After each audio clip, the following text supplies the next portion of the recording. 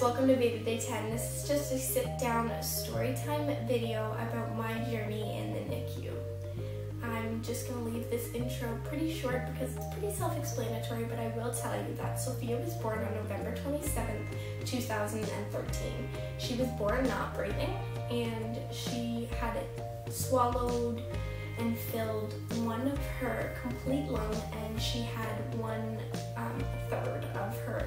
You have one lung that has two halves in it, and then you have a lung that has three pieces in it. She had one of those three pieces left to breathe out of, so we were in the NICU for exactly 2 weeks, and this is our journey.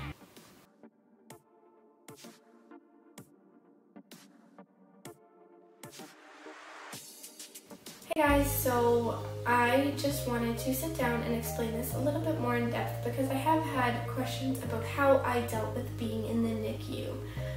It was very hard being a NICU mom, especially being sent home early. That was the hardest part about it, but I'll just start right from the beginning. So I was 36 and 4 days when I actually went into labor. I was in labor for 48 hours. I was actually not even in my hometown at this point. I was 2 hours away from home. I was with my mom, and we were down at where she was going to be moving after I had Sophia and once I got settled in.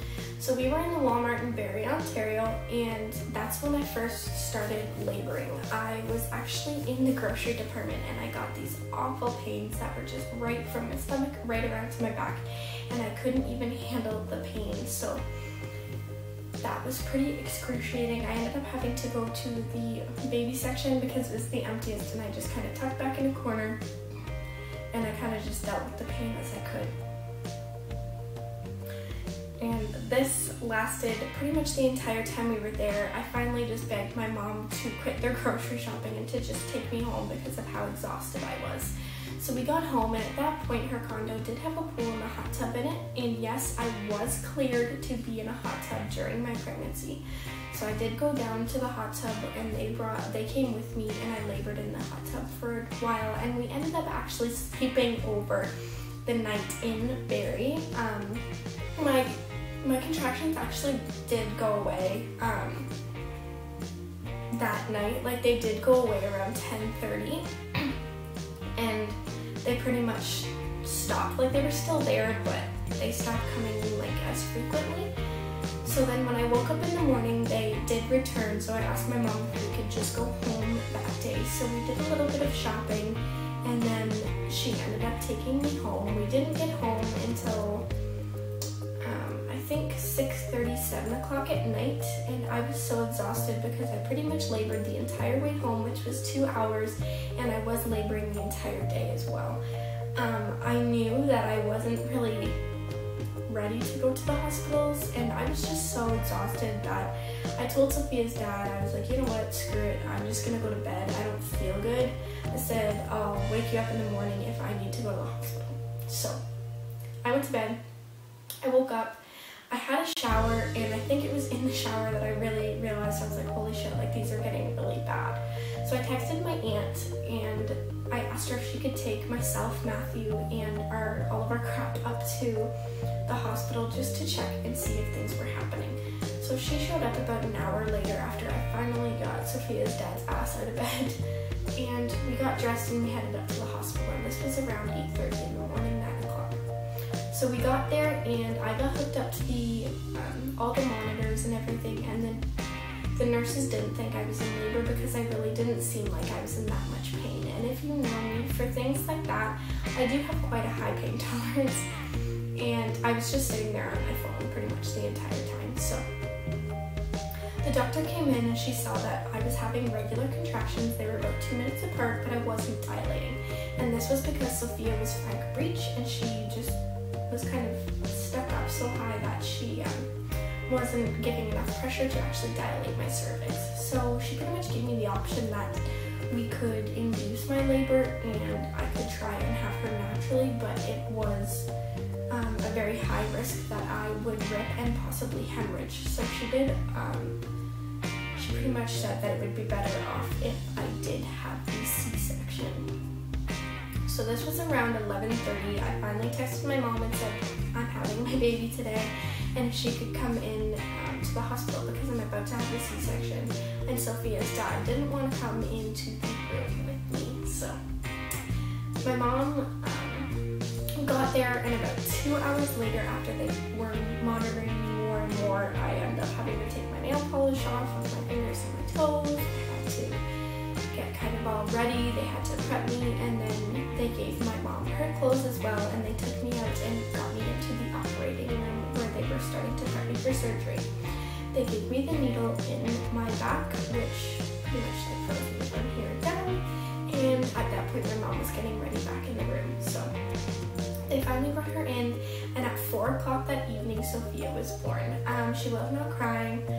She cried for like 2 seconds, but you could tell it was very gurgled, and they wrapped her up and they went to go like pull her down beside me so I could see, and the only thing the nurses said was, oh shit.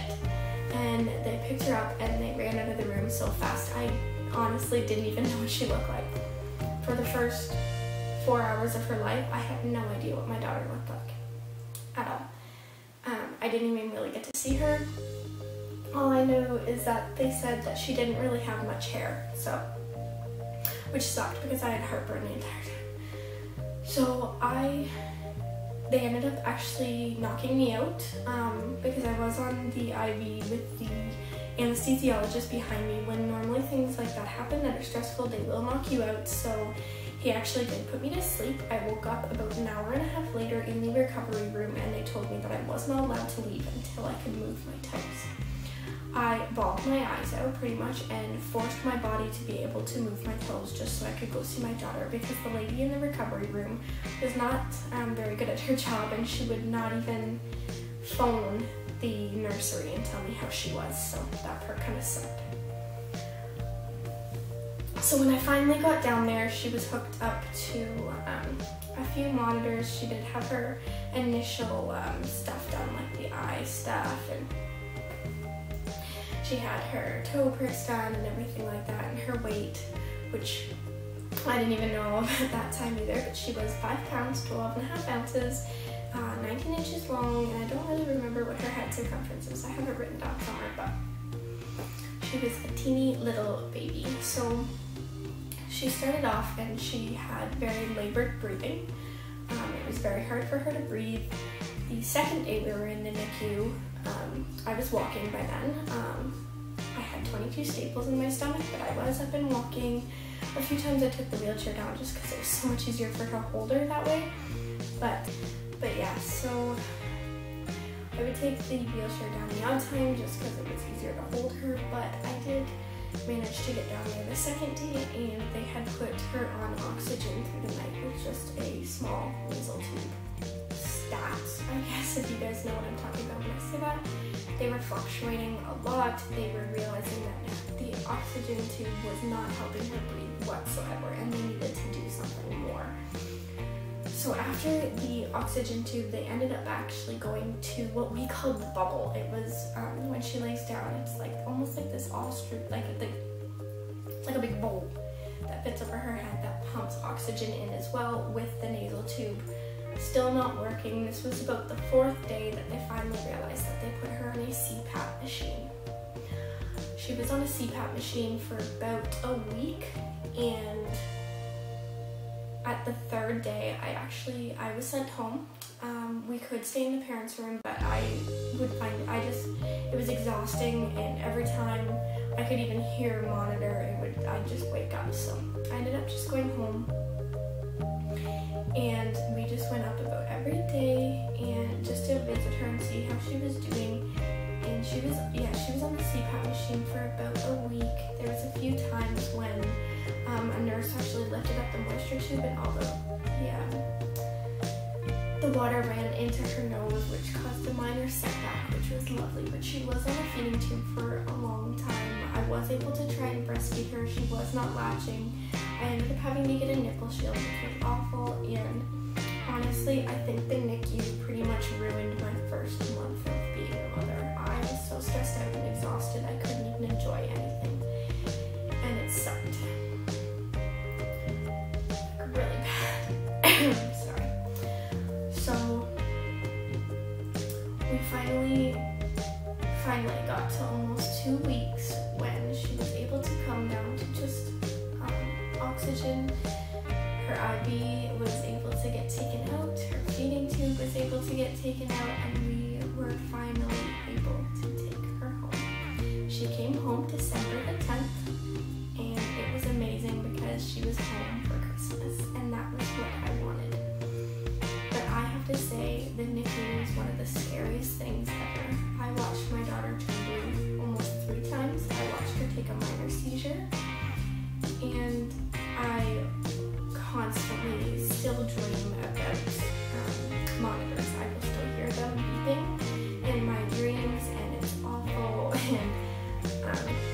And being in the NICU is not fun, and I fully support anybody who has been through the same thing that I have been through, because it's not easy, and it's awful to have a child in that situation. For my future pregnancies, I am definitely going to make sure that I'm trying to do everything to just try everything so that my future babies do not end up in the NICU, because it's awful. It really is.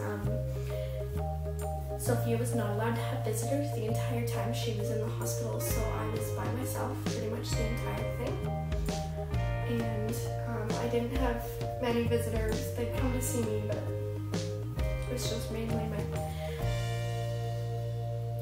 really close family. None of my friends really could get up there because you couldn't see Sophia, and I'm nothing special really to my friends. Obviously they'd want to see the baby, but they just couldn't. And I couldn't really be around anybody who was a little bit sick because I could transfer it to the babies that were in the NICU. So it really did suck. It was a very lonely experience for me. And when it did come time that she got to go home, they do a NICU parents thing where you can come back and you can stay in the hospital for 1 or 2 nights and pretty much have the experience that you missed out on. So we did this, and it was awful. I hated it. I just wanted to go home. I didn't want really any visitors except for the ones that weren't able to come visit. I didn't want to deal with anybody at that point. I was so angry, and I was so stressed out about everything, and really just that I just wanted my baby home. So we only stayed 1 night, and I asked the nurses to just discharge us and let us leave early because I couldn't handle it. So they sent me home. They ended up getting me to do a postpartum depression evaluation, and I scored very, very high, and to this day I still struggle with it. I think honestly it's because I was a NICU mom, and it's hard. I hope no one has to ever really go through that, and if you do, I hope you stay strong. And thankfully my daughter is thriving, and she is a beautiful 2-year-old. But that's my story from when I was in the NICU. I know it's kind of a depressing story, but people really have asked me a lot what it's like to be in there. And honestly, for me, it's hell. I hate it, and I never want to be back in there ever again. So I hope you guys have a good night. This is Veda Day 10. This was kind of a depressing thing, but like I said yesterday, I don't feel good. It's kind of hard for me to do like a happy yay video when I'm just not feeling good. It's snowing again here, and I'm sick of winter. I just want spring.